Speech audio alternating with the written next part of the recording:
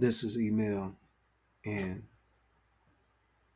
I'm bothered, I'm upset, and we need to do something. These executive orders is outrageous. We need to go ahead and figure out where the shredder is at. So we ain't got the Ninja Turtles. We ain't got the FBI. We don't have the CIA. We don't have none of those 3 or 4 letters. All we have is a bird watcher and a person who wants change to happen. If you like change, help for democracy. Come join. Keep watch.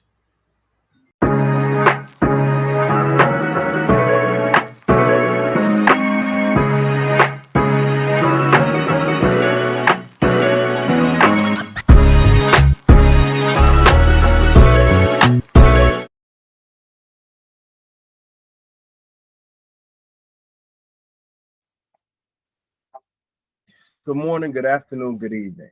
Whatever time it is, I hope you're doing well. You're here with Email, and this is the third day of Executive Orders Watch. We're going to be reviewing all of February's executive orders.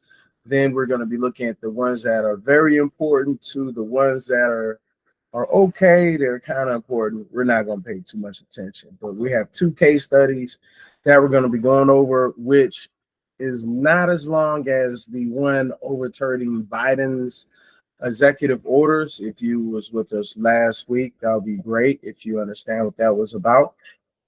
And because there are so many recensions of Biden's orders, I have decided that we're going to create some kind of uh, record keeping of Biden's orders that have been rescinded, and then have some kind of, I guess you can say, special watches for that, because a lot of what Biden wanted was actually positive in the nature.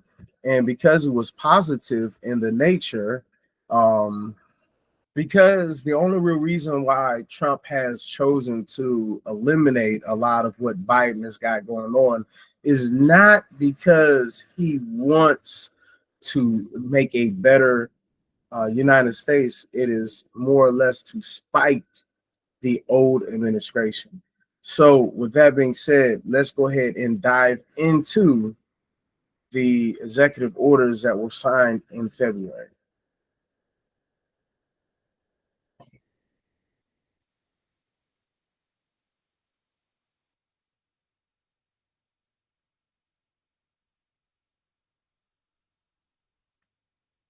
All right. So, if you would like to look into our sponsors, go ahead and go to Linktree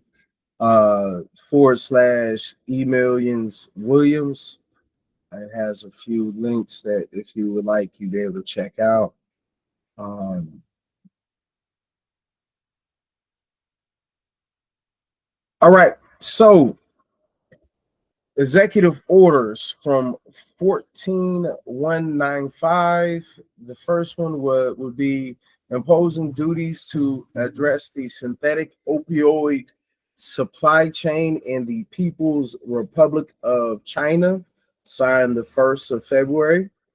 Same day, imposing duties to address the situation at our southern border.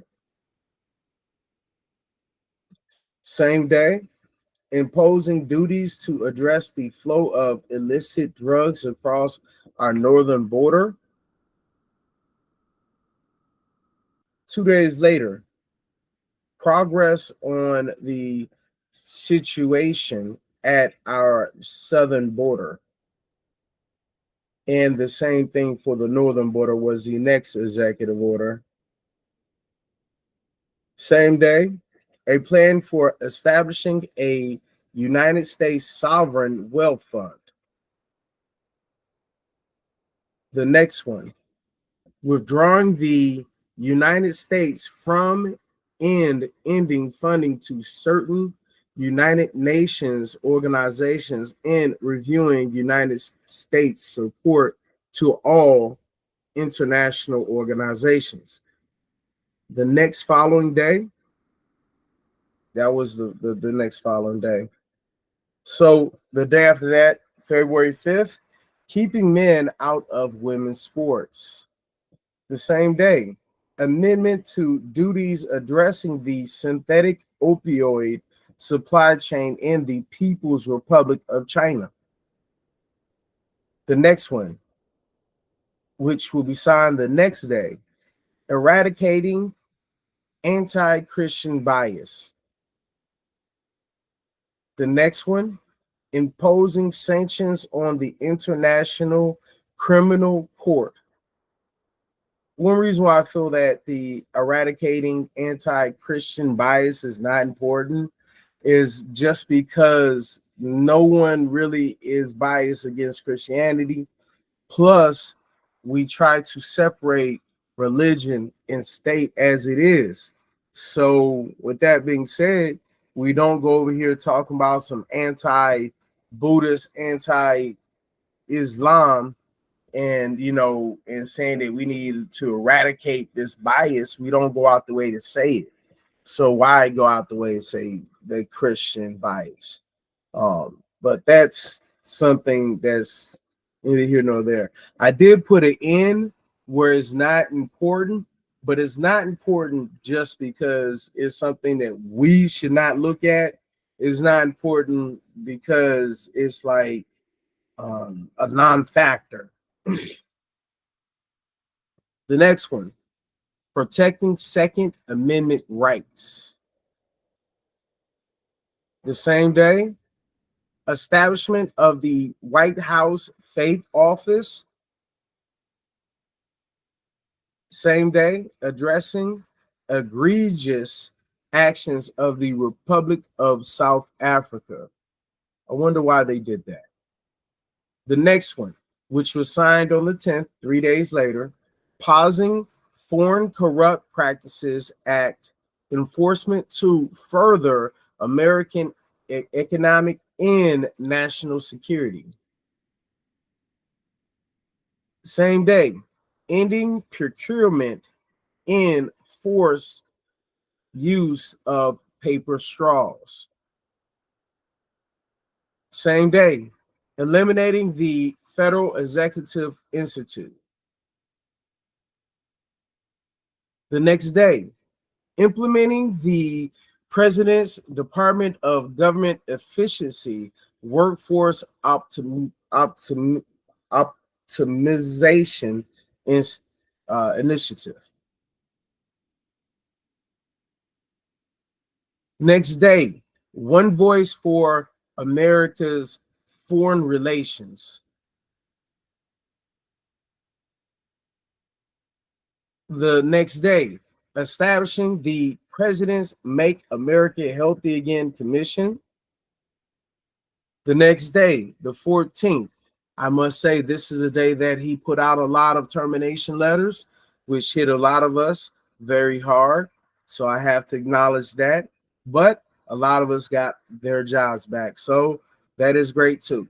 But it was the attempt and the feeling that makes it unforgivable. Let's go to the next. The Love Day. Keeping education accessible and ending COVID-19 vaccine mandates in schools. Same day, establishing the National Energy Dominance Council. 4 days later, February 18th, expanding access to the in vitro fertilization. Same day, ensuring accountability for all agencies. The next day, ensuring lawful governance and implementing the President's Department of Government Efficiency deregulatory initiative. On the 19th as well, ending taxpayer subsidization of open borders. The same day, commencing the reduction of the federal bureaucracy.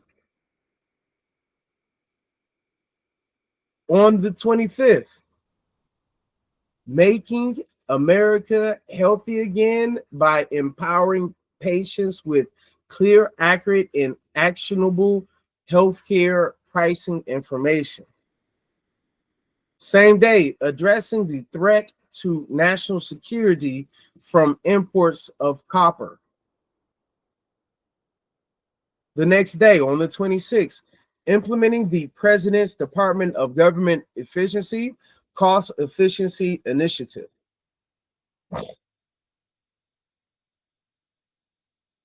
All right, so those are all the ones that were signed at February, just February. So what we're going to be doing is we're going to go over the ones that were very important. I'm basically going to read just a real quick snippet on why it's important, and then we're going to go from there. All right, so Executive Order 14196. This was a plan for establishing a United States sovereign wealth fund. This is very important. The reason why, while the concept of sovereign wealth fund may sound fiscally strategic, creating one in the U.S. context, especially if funded by selling off federal lands, privatizing public assets, or diverting entitlement program surpluses, could undermine essential public services, environmental protections, and long-term economic stability. A sovereign wealth fund could be manipulated to serve ideological or partisan investments goals rather than national prosperity. In a thriving democracy, government investment should prioritize infrastructure, education, and public welfare, not centralized wealth accumulation that risks opacity, corruption, and allocation of national resources. All right, so the reason why I felt like that was very important is for those reasons. The main thing is dealing with the cabinet that we have in. These are quote unquote businessmen who are not satisfied with billions. Normally, when people hit $1 billion in their life, they're no longer desiring work. They're now just enjoying life. They're going about their day. These individuals will not and cannot, their thirst for power and money will not be quenched by anything that is on this earth. So that's the reason why it is very important that we keep eyes on this fund if they do make this happen. So let's talk about the next one. Executive Order 14199. Withdrawing the U.S. from and ending funding to certain United Nations organizations and reviewing United States support to all international organizations. All right. This is very important because this executive order would significantly weaken U.S. global leadership, international cooperation, and soft power, pulling out of the key UN bodies and slashing support for multilateral institutions, often a goal of ultra nationalist or isolationist platforms would erode collective efforts on climate change, human rights, peacekeeping, health crisis, and humanitarian aid. A thriving country leads with diplomacy and shared responsibility. Retreating from global forums risks creating power vacuums that adversaries can exploit. China, Russia, while isolating America from the very alliances that promote global stability and prosperity. So, all right, That says it right there why it's very important. Let's get to the next one. Executive Order 14203, imposing sanctions on the International Criminal Court. The reason why this is very important, sanctioning the ICC would signal a rejection of international justice, accountability for war crimes, and the rule of law, especially dangerous if it follows ICC investigations into U.S. or allied conduct. A thriving country should lead by example in upholding human rights and legal norms, not undermine institutions created to prevent genocide, crimes against humanity, and abuses of power. Targeting the ICC risks alienating allies, embodying autocrats, and damaging America's moral authority. It may also be interpreted as an effort to shield political or military leaders from international scrutiny, eroding trust in the U.S. governance. All right, so we have the next one, which is going to after this, Executive Order 14206, protecting Second Amendment rights. If this executive order broadly deregulates firearms under the guise of protecting Second Amendment rights, it may hinder efforts to reduce gun violence, mass shootings, and domestic terrorism. A thriving country depends on public safety, responsible gun ownership, and effective law enforcement. Removing common sense safeguards such as background checks, red flag laws, or limits on high capacity weapons can destabilize communities, increase fear, and harm the mental and physical well being of citizens. Overemphasis on unfiltered gun access can also undermine the rule of law and discourage investment in urban areas where violence may rise. People want to go home. The police don't want to deal with it.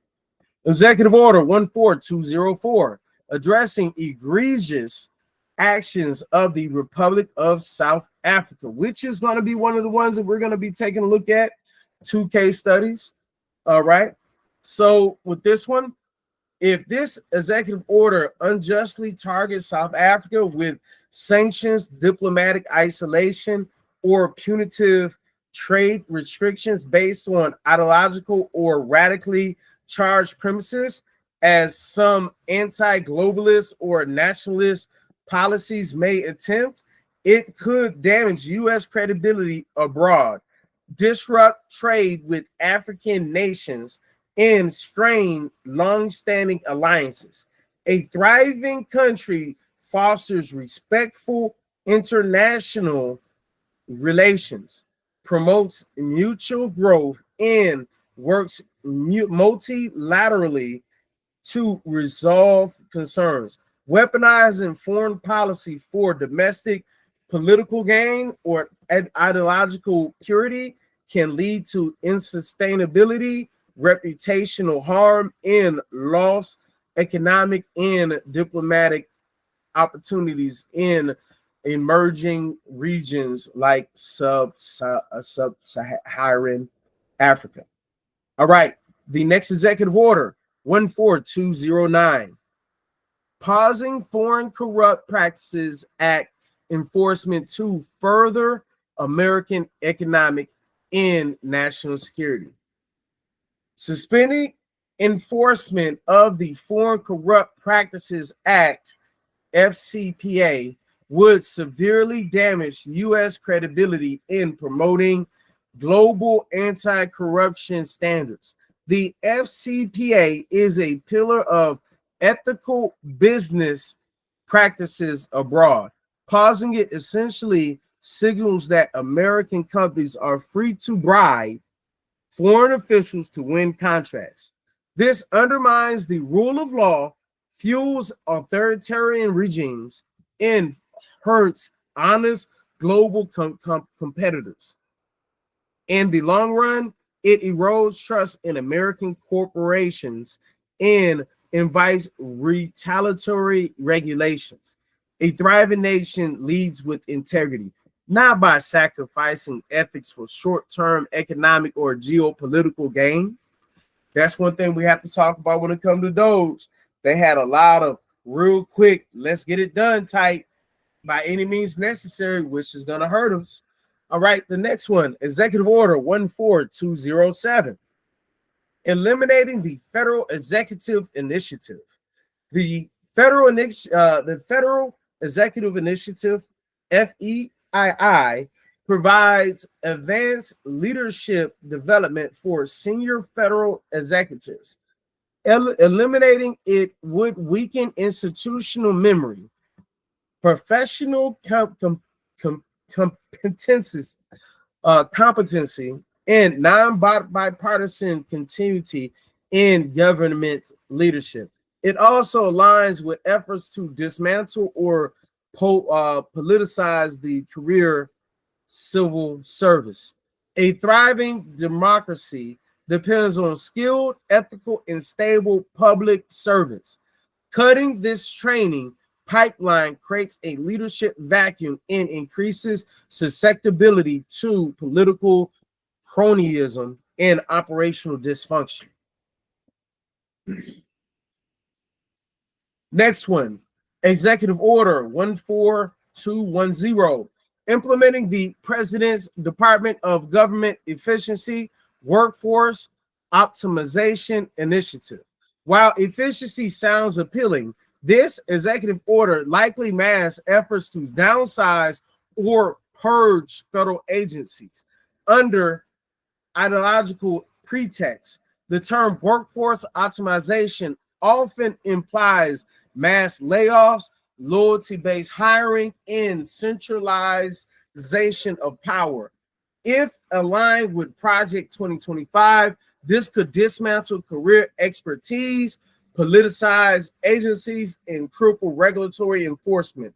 A thriving country needs a robust, independent civil service, not a hollowed out bureaucracy filled with loyalists and short-term appointees. The next executive order, 14211, One Voice for America's Foreign Relations. This executive order suggests centralizing all diplomatic and international communications through the president or a small ideological aligned group. While consistency is valuable, enforcing a rigid one voice doctrine can silence experts, diminish the State Department's function, and politicize the diplomacy. It stifles internal debates, weakens institutional checks, and emboldens authoritarian tendencies. A thriving democracy values diverse perspectives and open deliberation in foreign affairs, not top-down mandates that suppress dissent and reduce flexibility in a complex global environment. The next executive order, 14219, ensuring lawful governance and implementing the President's Department of Government Efficiency Deregulatory Initiative.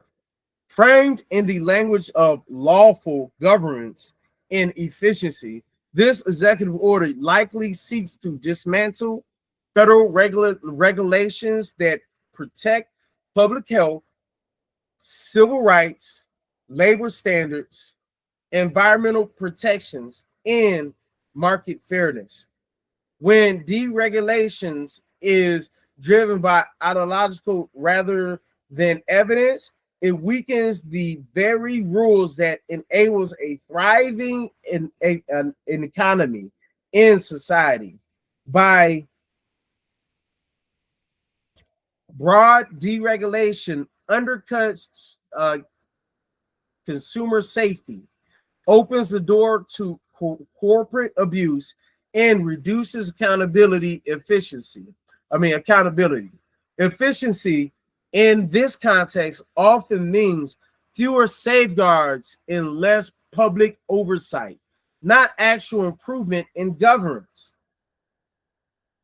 Executive Order 14218, ending taxpayer subsidization of open borders. This executive order likely weaponizes anti-immigrant rhetoric to defund essential services and humanitarian protections that support lawful asylum seekers, immigrant families, and border communities. In reality, U.S. borders are not open, and such framing distorts complex migration issues to justify defunding programs like legal aid, refugee resettlement, and local aid. Immigrant contribute to economic growth, innovation, and demographic stability. Undermine this through fear-based policymaking damages America's social fabric, economy, and global moral leadership. A thriving nation addresses migration with fairness, strategy, and compassion, not xenophobic overreach. The next one, Executive Order 14217, commencing the reduction of federal bureaucracy. The executive order echoes long-standing far-right goals to deconstruct the administrative state. It risks gutting the federal workforce, eliminating subject matter experts, and centralizing power in publicly appointees or presidential loyalists, rather than improving function such as reduction often sabotages the capacity of agencies to serve the public, impacting healthcare, disaster response, food safety, civil rights enforcement, and more. A thriving country needs a functional, independent, and well-resourced civil service, not at its destruction under the guise of efficiency. Executive Order 14222, implementing the President's Department of Government Efficiency Cost Efficiency Initiative. This executive order likely imposes arbitrary budget cuts, hiring freezes, or restructuring mandates designed to shrink government without regard for actual performance or public need. Cost cutting alone does not equate to good governance, especially if it targets essential services, regulatory enforcement, or equity programs. A thriving nation invests wisely in people and systems that yield long-term social and economic returns. Blind efficiency often ends up costing more through preventable crisis, legal battles, and loss of institutional capacity, which we're seeing. All right, so just a few that were heavy hitters that almost made the list that very important was Executive Order 14221, making America healthy again by empowering patients with clear, accurate, and actionable healthcare pricing information. That was almost important for us to go over. Executive Order 14214, keeping education accessible and ending COVID-19 vaccine mandates in schools. This was almost important. The reason why it wasn't was because we're not worried about COVID-19. At the same time, the kids having some kind of knowledge and understanding of what it means and the fear of it, they got that. Please believe they got that. All right. The next executive order that made the important list, but not the very important, was 14213, establishing the National Energy Dominance Council. It is important because energy, the way we get the energy, is very important right now. If we're doing is doing the old school fracking and offshore, getting the stuff off without thinking about using the green energy sources. It depends on who's in that council. So I guess it depends. If we have more people like RFK, RFK Jr., if we have more people like him, then I really don't think it's a good thing. So the last one that almost made the list, Executive Order 14201, keeping men out of women's sports. Not that it's not important, it is important, but is it so important that we vote just on that topic? I'm just saying. Right now, we're going through it because people believe that the person. All right, so what we're going to be going over is protecting the Second Amendment rights. This is going to be a document that you can find on the Federal Register's website. So in order to do this,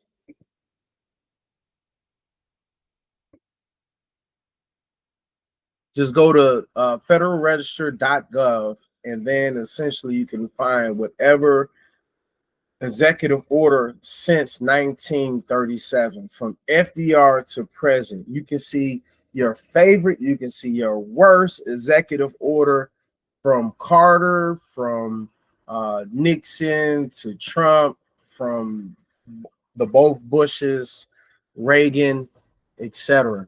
We are going to start looking at executive orders from the presidents of the past and kind of seeing how they aligned and how they kind of shape present day. But that's future workshops. Let's go ahead and dive into this one.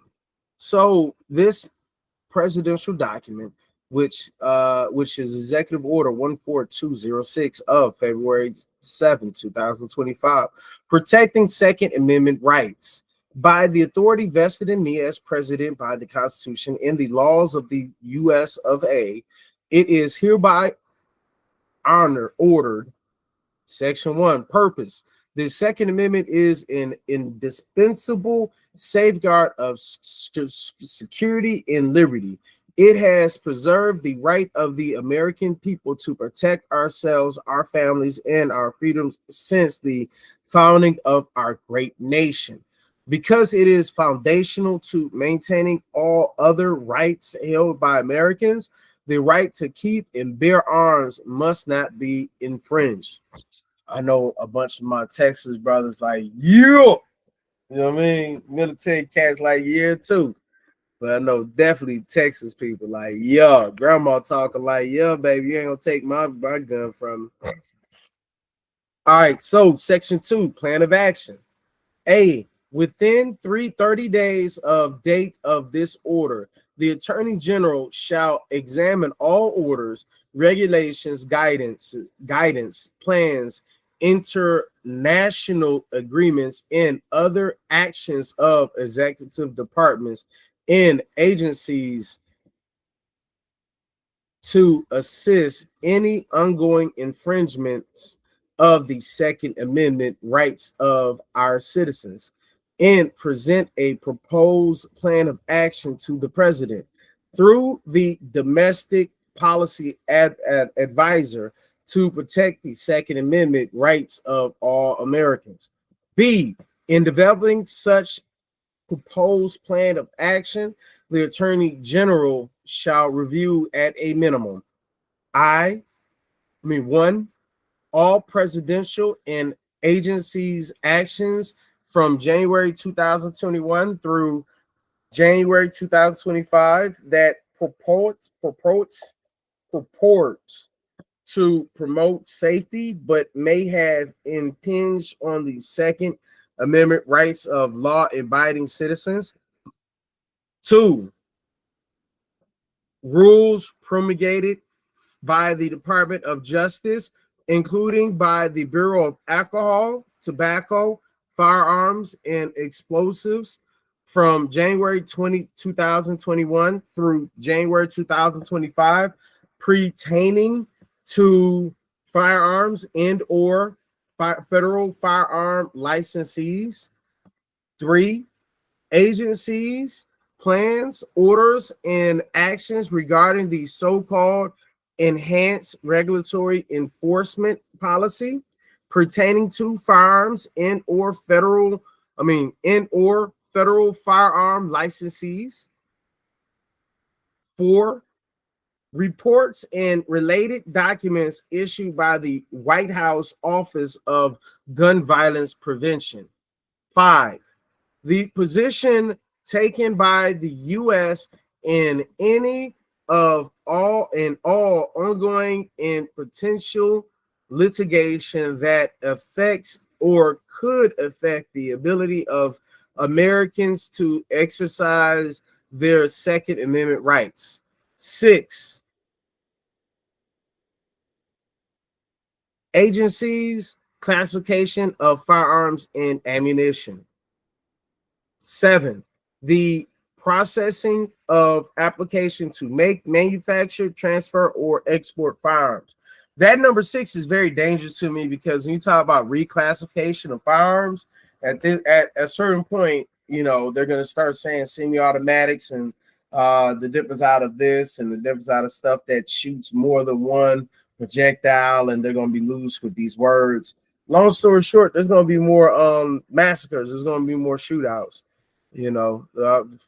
I would hate to be a cop right now. All right, section 3, implementation. Upon submission of the proposed plan of action described in section 2 of this order, the Attorney General shall work with the domestic policy advisor to finalize the plan of action and establish a process for implementation. Section 4, general provisions. A. Nothing in the order shall be construed to impair or otherwise affect 1. The authority granted by the law to an executive department, agency, or head of thereof. This is stuff that they say with all of them. Section 4 is what they say with all of them. 2. The functions of the director of the Office of Management and Budget relating to budgetary, administrative, and legislative proposals. B. The order shall be implemented consistent with applicable law and subject to availability of appropriation. C. This order is not intended to and does not create any right or benefit substantive or procedural enforceable at law or in equity by any party against the U.S., its departments, agencies, or entities, its offices, its officers, employees, or agents, or any other person. All right. So let's go ahead and dive into why this is not a good one. All right, we're gonna look into the pros and cons. So the executive order 14206, protecting Second Amendment rights. All right, the proposal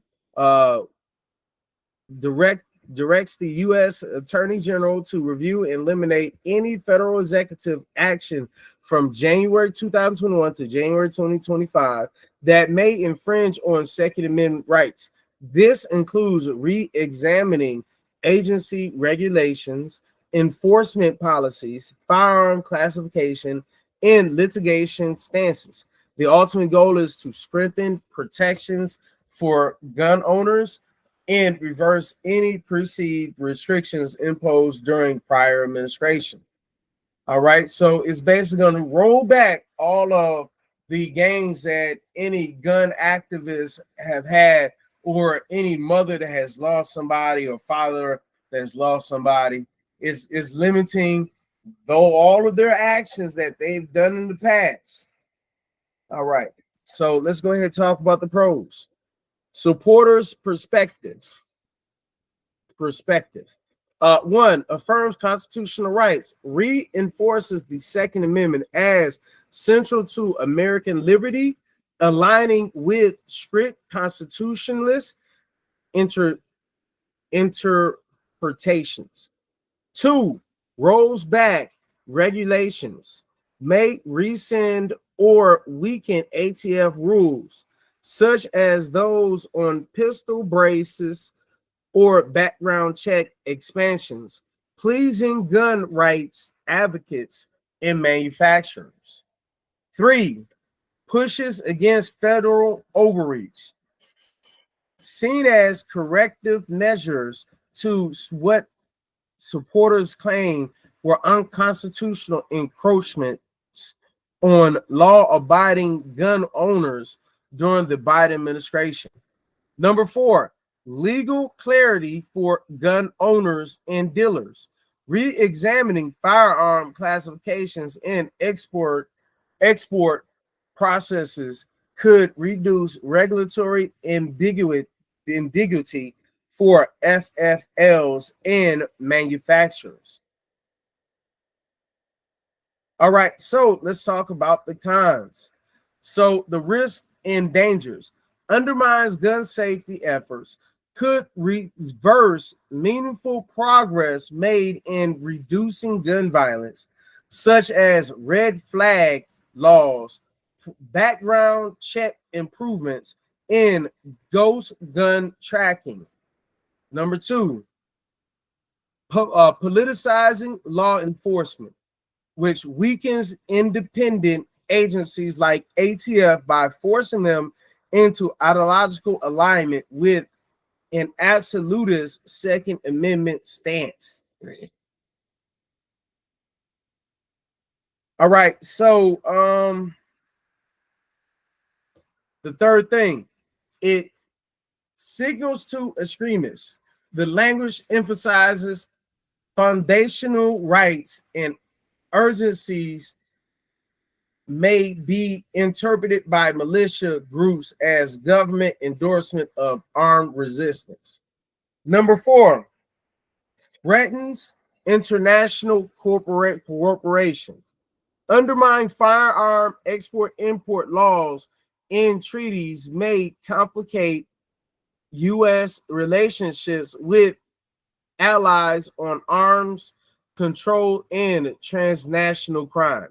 And number five, disproportionate deregulation, sweeping rollbacks of prior executive actions could inadvertently benefit traffickers or destabilize communities already impacted by gun violence. There's going to be more drive-bys, I'll tell you that much.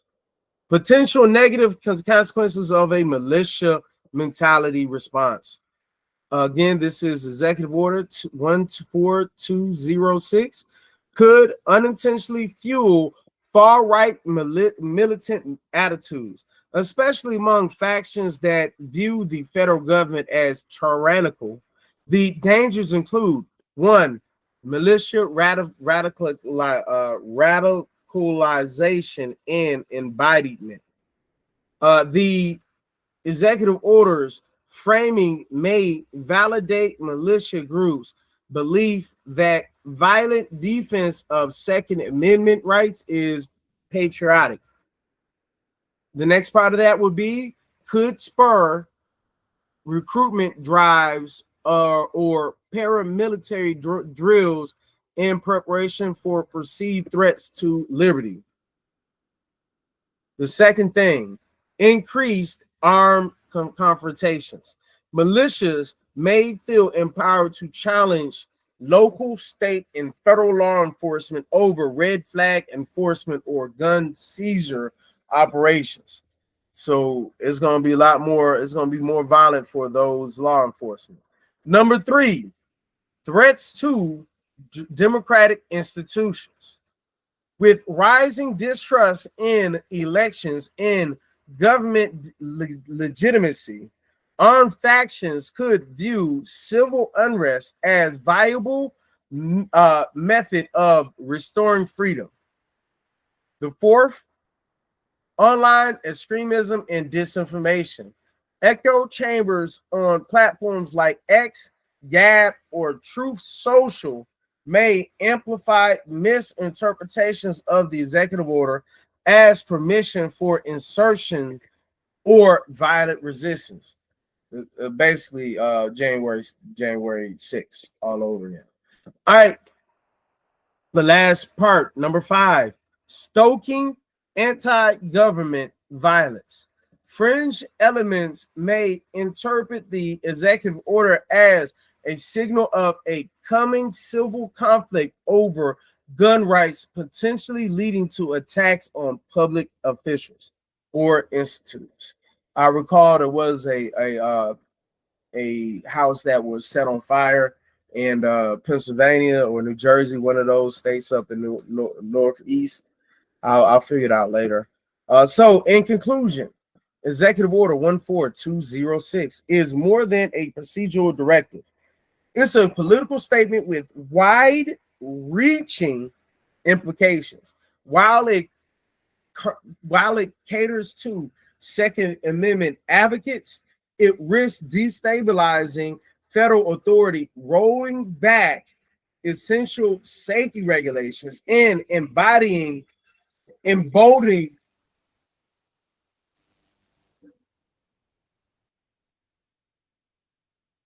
emboldening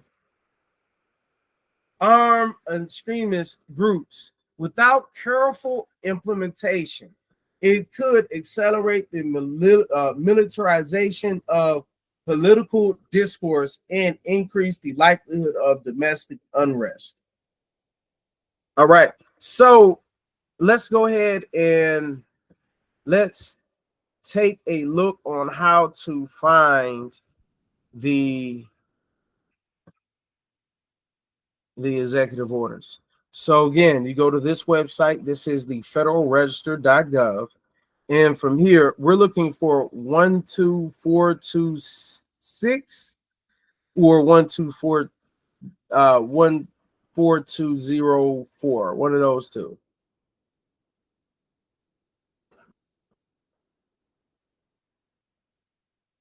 All right. So yeah, we're going 14204.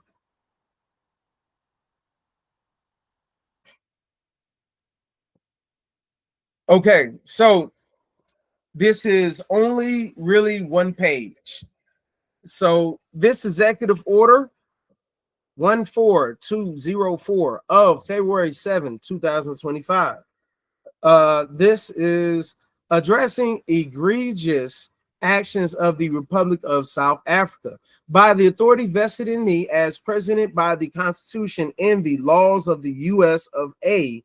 It is hereby ordered as follows. Section 1, purpose. In shocking disregard of its citizens' rights, the Republic of South Africa recently enacted Expropriation Act 13 of Action of Acts of 2024 to enable the government of South Africa to seize ethnic minority Afrikaners agricultural property without compensation. The act follows countless government policies designed to dismantle equal opportunities in employment, education, and business, and hateful rhetoric in government actions fueling disproportionate violence against racially disfavored landowners. In addition, South Africa has taken aggressive positions towards the U.S. and its allies, including accusing Israel, not Hamas, or Hamas, of genocide in the International Court of Justice, and reinvigorating its relations with Iran to develop commercial, military, and nuclear arrangements.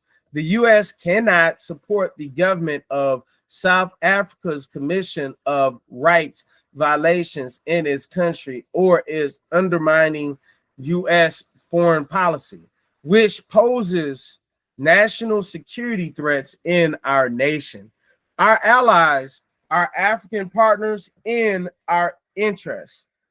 Section 2, policy. It is the policy of the U.S.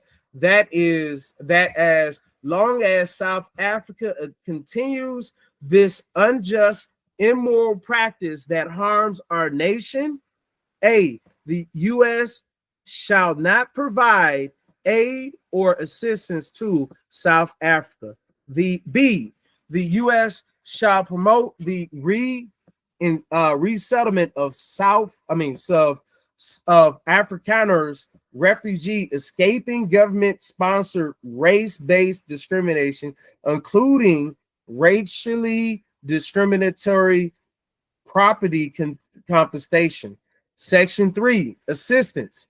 A, all executive departments and agencies, including the U.S. agencies for international development, shall, to the maximum extent allowed by law, halt foreign aid or assistance delivered or provided to South Africa, and shall promptly exercise all available authorities and discretion to halt such aid or assistance. B, the head of each agency may permit the provision of any such foreign aid or assistance that, in the discretion of the relevant agency head, is necessary or appropriate. Section 4, refugee resettlement and other humanitarian considerations. The Secretary of State and the Secretary of Homeland Security shall take appropriate steps consistent with law to prioritize humanitarian relief, including admission and resettlement through the U.S. Refugee Admissions Program for Afrikaners in South Africa who are victims of unjust racial discrimination. Such plans shall be submitted to the president through the assistant to the president and Homeland Security advisor. Section 5, general provisions. A, so this is something that they say on all of them. General provisions, we're not going to read the general provisions just because at this point we already read it throughout this transmission. So let's go ahead and we're gonna go and check out.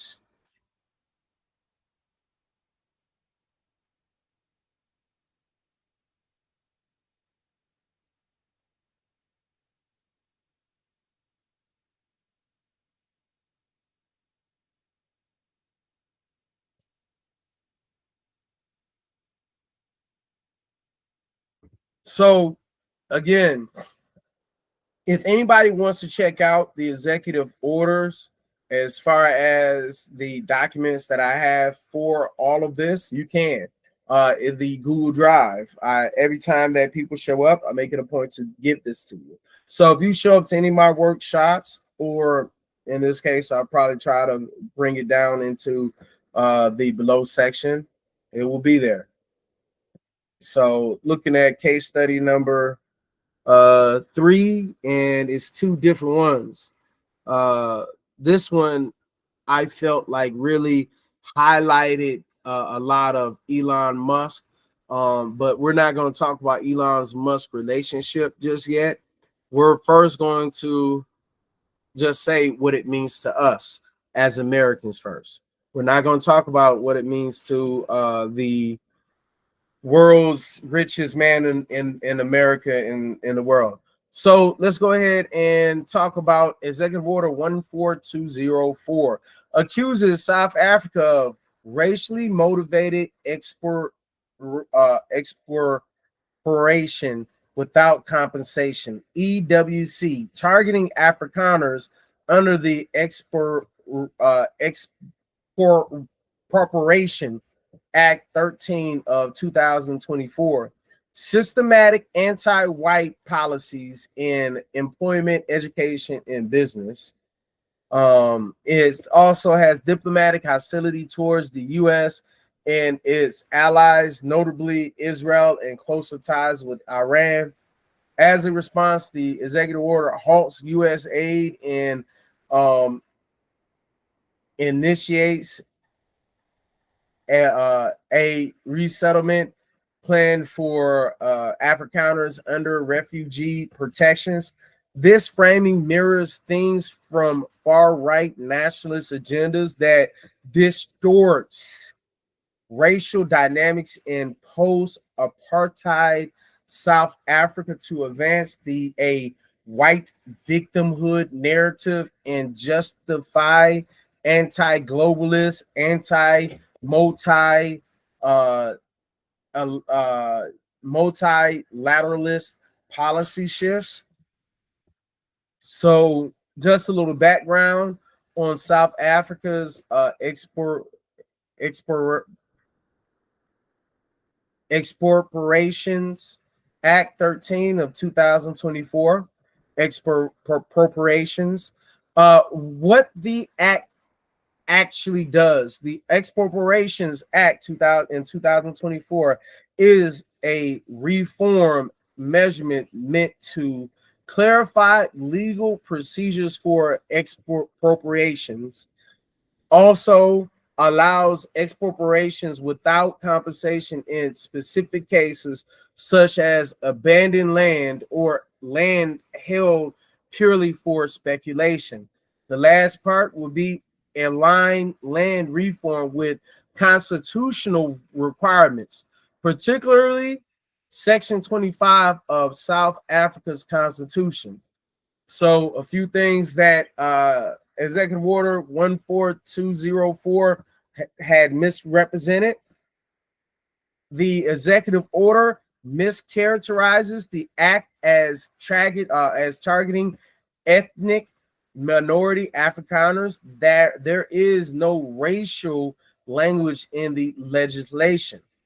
The next note: the policy is part of efforts to address apartheid era land dispossession, where 87% of land was owned by the white minority, largely Afrikaners. No systematic seizure of farms based on race has occurred. Land reform has been slow, and courts have ruled in favor of property rights when challenged. The second note that we need to think about is legal human rights misinterpretations. Africa's racial equity policies. One, affirmative action policies exist, but are molded on global norms for addressing historical injustice. The next, the executive orders frames these as government policies designed to dismantle equal opportunity, a reversal of actual intent of equity reforms. The last part of that one will be there is no international legal or NGO consensus that Afrikaners are victims of government-led persecution. All right. So the next thing we need to talk about is violence against farmers. While attacks on farms, both white and black owned, are real, they are not racially targeted government actions. The next note: South African crime is broadly high. Selective framing of Afrikaner victimhood plays into far-right disinformation networks, especially in U.S. and European white nationalist circles. The next subject matter would be geopolitical manipulation. All right, so South Africa's foreign policy shift. South Africa has criticized Israel's actions in Gaza, supporting Palestine at the International Court of Justice, ICJ. Also, the U.S. executive order frames this as aggression and undermining U.S. foreign policy, signaling intolerance for independent global South diplomacy. Last part of that one will be strengthen ties with Iran by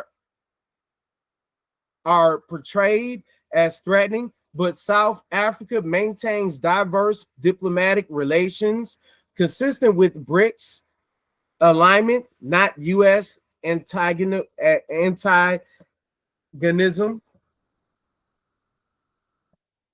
Uh, we're gonna do a. We're gonna have to go over BRICS. BRICS versus the American money currency, or BRICS versus currency. That's going to be one thing that we're going to have to go over after a while. But let's get back to it. So, cautionary tale: national security pretext. Invoking national security to suspend aid and punish dissent in global forums is a hallmark of authoritarian learning foreign policy. The last bit of that one would be it uses diplomatic disagreement and domestic racial political abroad as justification for economic or in humanitarian retaliation. The next thing we're going to talk about is implications of the Afrikaner resettlement policy. Number 4, why it's alarming. This policy creates a racialized immigration preference based on a dispute claim of white persecution abroad. Next, it inverts traditional refugee logic by privileging members of an historically dominant group, not those facing systematic oppression. Last note, opens the door to ideological refugee resettlement aligned with white nationalist worldview. President: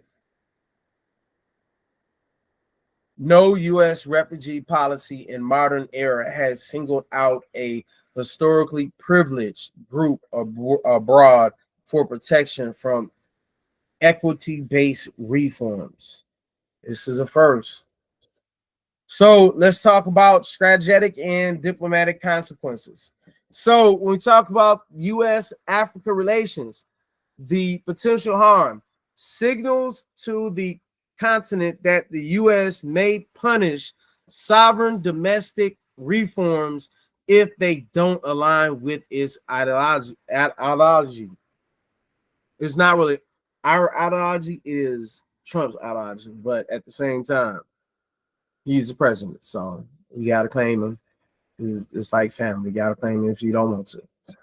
UNNICJ legitimacy undermines international legal bodies by retaliating against states for lawful participation. Next one, race relations. Promotes a distorted narrative that may embolden white supremacist movements in the U.S. and globally.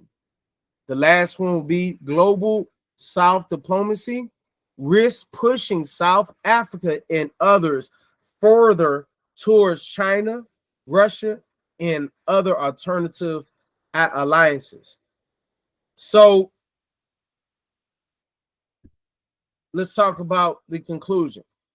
In conclusion, Executive Order 14204 reflects a dangerous fusion of racial grievance politics, anti-globalist ideology, and authoritarian foreign policy. It distorts South Africa's land reform efforts, weaponizes refugee policy to advance a racial agenda, and punishes independent diplomacy in the government in the global South.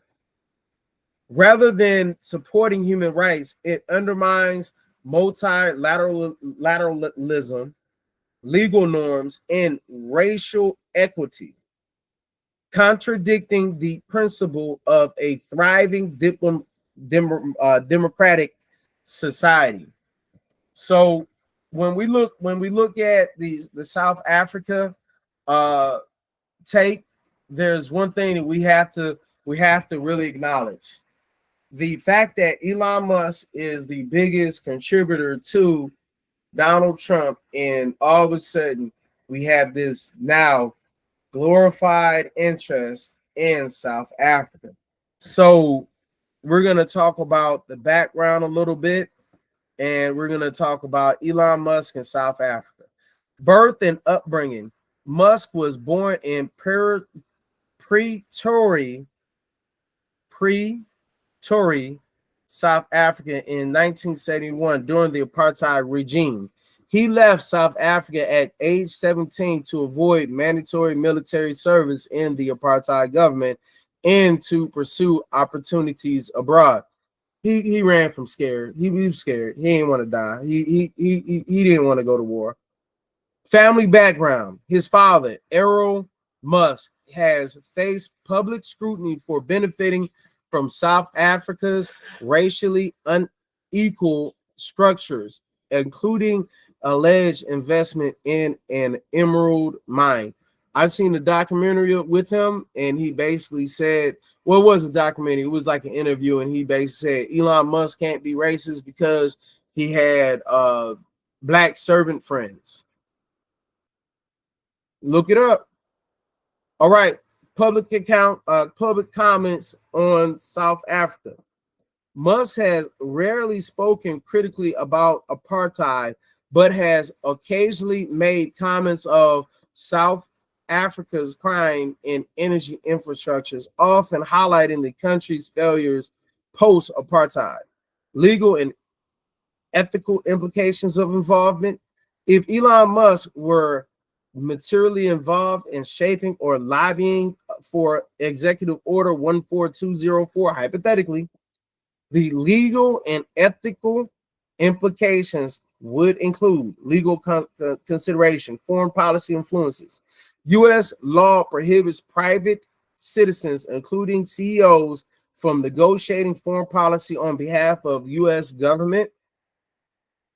So one thing about it is the fact that he is a quote unquote um government special government agent. So that right there, it goes out the way. Conflict of interest. If Musk stood to benefit financially, Afrikaner resettlement leading to tech migration. Another thing would be land privatization opportunities. This could raise questions of undisclosed influence or profiteering.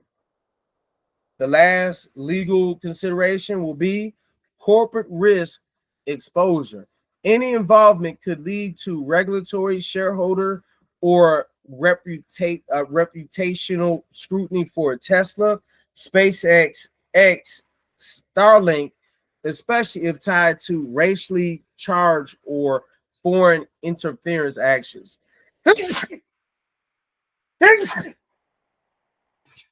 All right. Ethical and reputational risk. Involvement in promoting white refugee status for Afrikaners could be perceived as supporting white nationalist narratives. It could also give Musk influence on global disclosure via X or beyond. Such alignment could amplify global disinformation and undermine democracy promoting institutions. If Musk use X to amplify narrative supporting Executive Order 14204, it could represent platform bias or abuse of power. So let's talk about the root cause. Why might Elon Musk support or influence this action? Here are plausible motivations, whether ideological, strategic, or personal. So we talk about the ideological alignment. Musk has shown increasing alignment with right-wing populist and nationalist agendas, especially in the US and globally. He has promoted content critical of woke culture, DEI, diversity, equity, inclusion, and progressive land reform. Executive Order 14204. directly attacks those values in South Africa.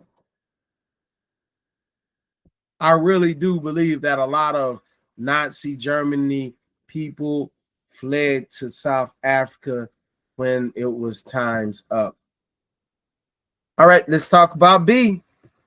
So, anti-multilateralism and sovereignty ideology. Musk is a vocal critic of global institutions like the UN and WHO. Executive Order 14204 attacks the International Court of Justice for its stance against Israel, consistent with Musk's pro-Israel, anti-international governance stance seen in his online activity. C. Personal connection to Afrikaner identity. Though Musk distanced himself publicly from Afrikaner nationalism, he is ethnically part of that community, and his upbringing was during apartheid.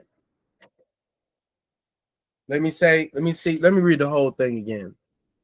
Though Musk distances himself publicly from Afrikaner nationalism, he is ethnically part of that community, and his upbringing was during apartheid. Again, he's from a South apartheid generation. All right, let's get to the next note. He may feel a latent affinity or pressure from ideological peers to support policies favoring white South Africans under the banner of freedom or meritocracy. All right. And the last one, when we talk about the strategy, demographics, and talent considerations, promoting Afrikaner refugee resettlement might serve as a tech talent pipeline, targeting a highly educated white South Africans disillusioned with post-apartheid policies. So he's basically going to be recruiting. You can't train hate, but you can recruit hate. This could align with Musk's historical recruitment pattern and belief in bringing top global talent to the U.S. All right, disruption as a strategy.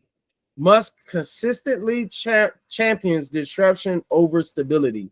If Executive Order 14204 serves to destabilize multilateral diplomacy or incite the domestic cultural war, it could play into a broader strategy or of undermining traditional institutions.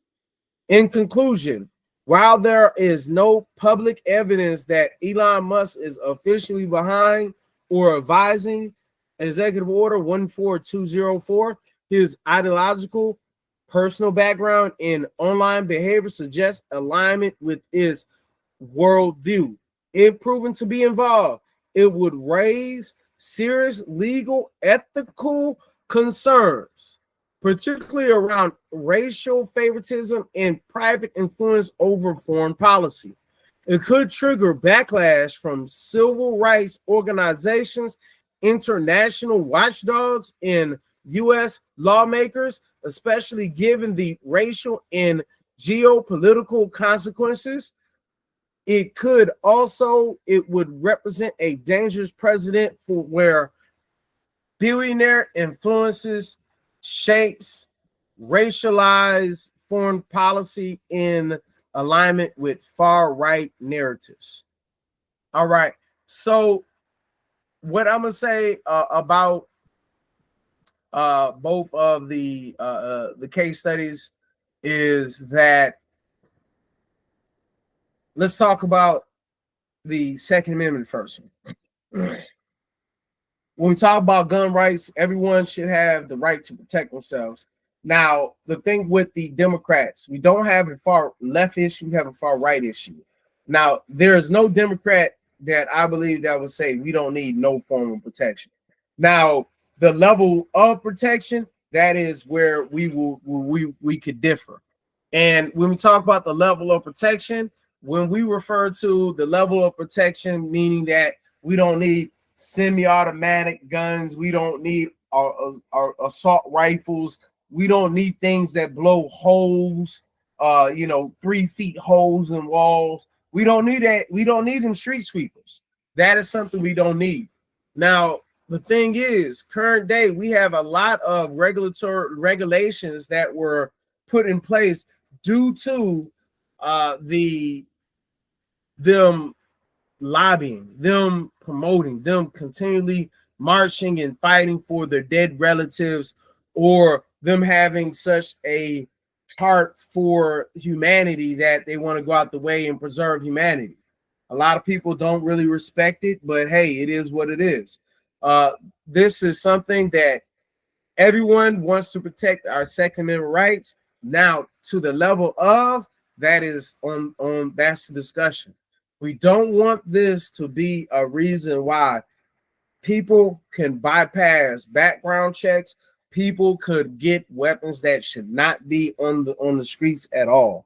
We don't want military grade weapons on our streets because when a drive-by occurs, when something occurs, we don't need whole walls taken out because somebody has this access.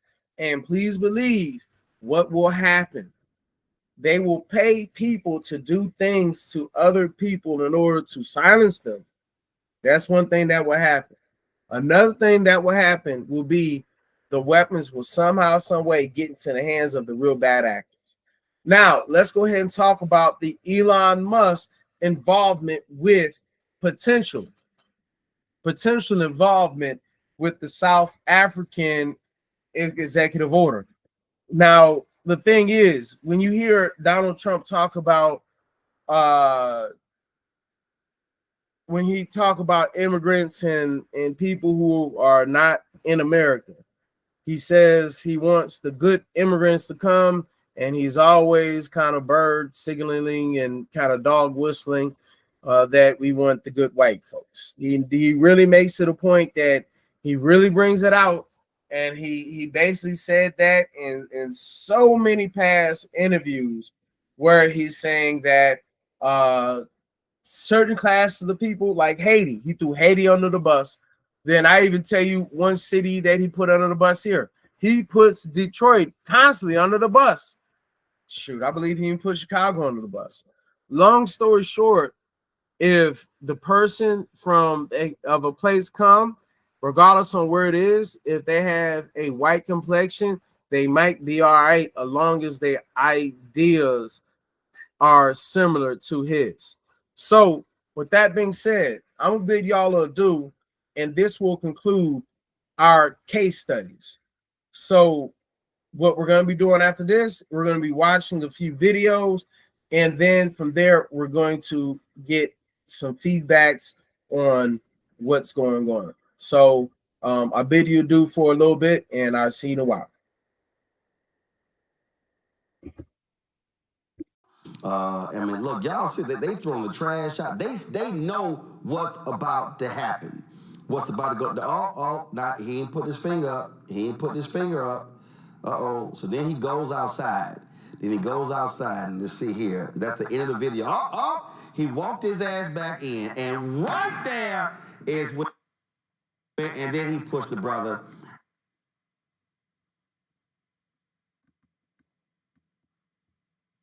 He walked his ass back in, and right there is when, and then he pushed the brother, and that's when hashtag team whip that ass made an appearance. It is fair as president, you're going to have to live with it. We will either renegotiate it or we will break it. Because, every agreement has an end. You can't just break the law. Excuse me, every agreement has an end.